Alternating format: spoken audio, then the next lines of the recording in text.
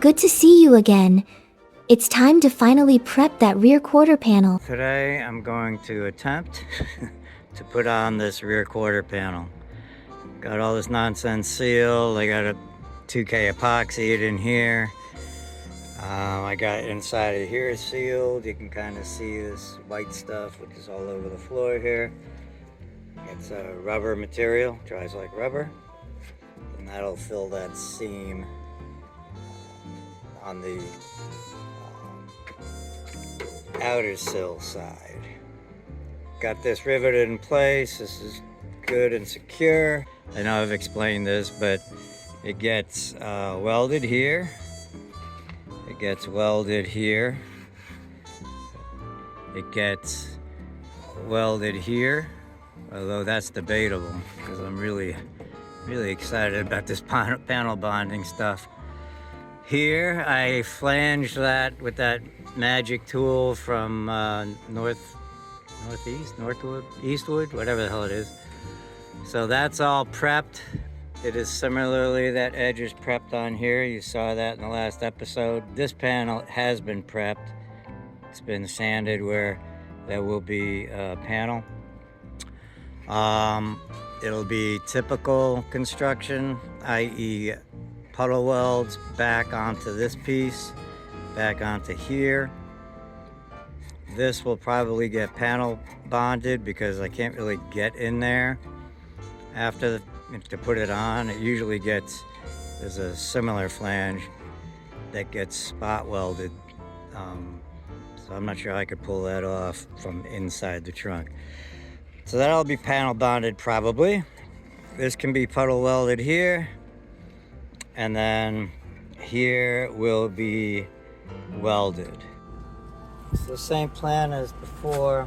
When you're using that panel bond, you want bare metal and you want good bite, which means good scratching between the surfaces so it has a mechanical bond after it's dried. So using 36 grit and doing it slow, so it's literally like carving little scratches into it.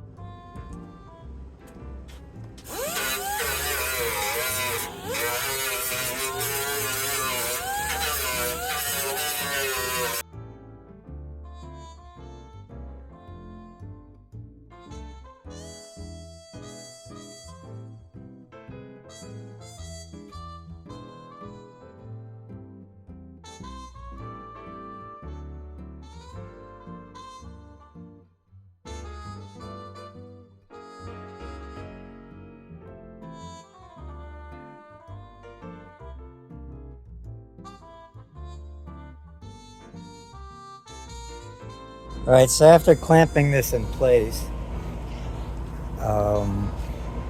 checking the seams and stuff, like the top here, I've got it clamped under here. I'm going to have to be prying the metal up to get it flush here, and I actually have to bang it down there. So what I'm going to do is find spots in its neutral state that are correct, like right here, it's flush. If I were to fill in that, that valley that's formed by the two chamfers. So right there will be my first tack, and then I'll, try to pry it up and get one going here, and then, maybe 1 foot spacing along this top edge. I've got it clamped in the back here, and that's kind of helping to position it this direction. But other than that, she's free, but I've been noodling the order of things, and if I tack this top in, I'm not going to be able to bend it out. I mean, I could eventually goop the stuff, the panel bond in this seam here, but it would be a chocolate mess. So I am, since I have the 90 minutes, theoretically, I'm going to apply the panel bond in here liberally, and then just set the panel in, get this top done, and then jam it onto the edge of the fender, and then I put a couple of sheet metal screws in there to hold it. The last things I will do will be this edge on the B pillar, this edge down here. Yeah, the edge down here under the sill, and all the edges back here around the tail light area. That's secure, not moving anywhere. Can I still mess around with this? So yes, I can. Yeah, all right, so that's good. That's my new plan of attack. So let's start putting the panel bond in there. So here we go. Hey. Not lying, this is a little bit terrifying.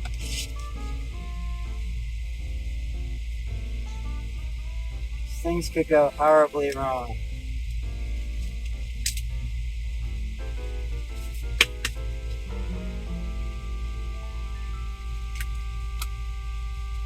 You ready, doctor? And over. And cough. Alright, first step is to put this stuff on. Spread it even coats on both surfaces. Then you put a heavier bead at the point of contact so you can see it squish out.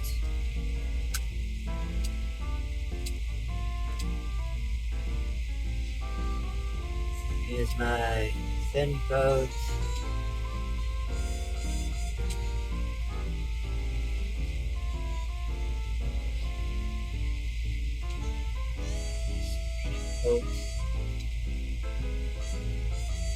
I said all along, one of the other reasons I went with this bonding is because just the unevenness of this surface after all the banging and welding and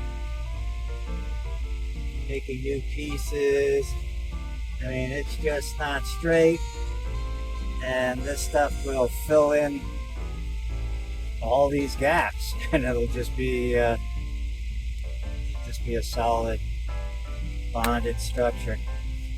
Alright, spread this up, add a bonded spreader. Alright, here we go. Let's do this.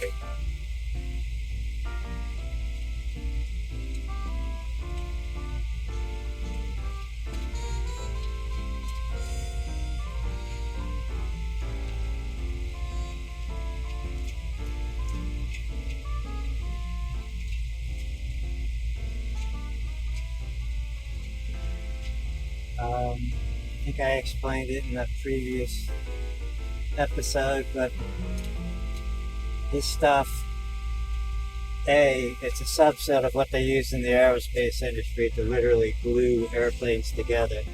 And I'm talking big airplanes like 767, big commercial jet airliners. They use this panel bonding technique all over the place, so that's just based on aluminum. This 8115 product has just been tweaked to work with steel. So you can trust it, folks. It's flying over your heads.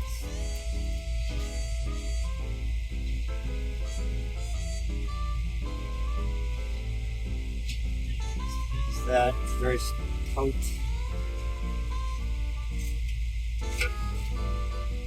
What I'm going to do is put a heavy bead in here.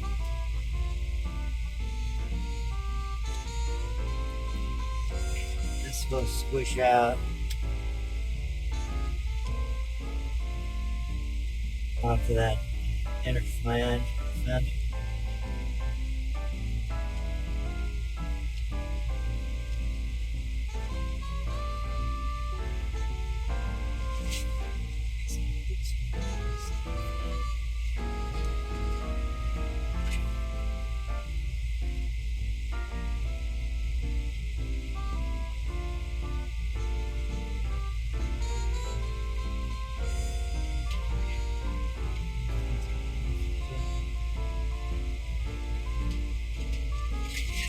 too thin to get hearing. So I've got a lot there. We're good. Strip them all over the hill. All right, let's get this in place. Actually, fix.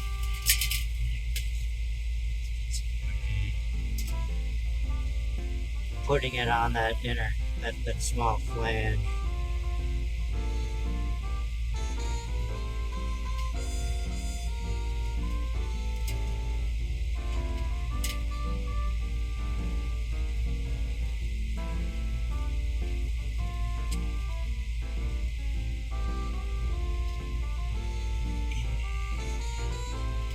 That's good.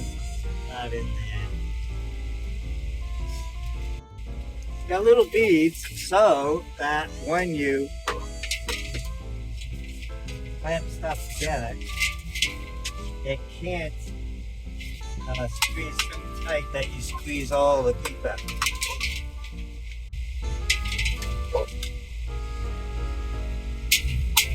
That's good. And, let's clamp this guy. Let's just clamp this here.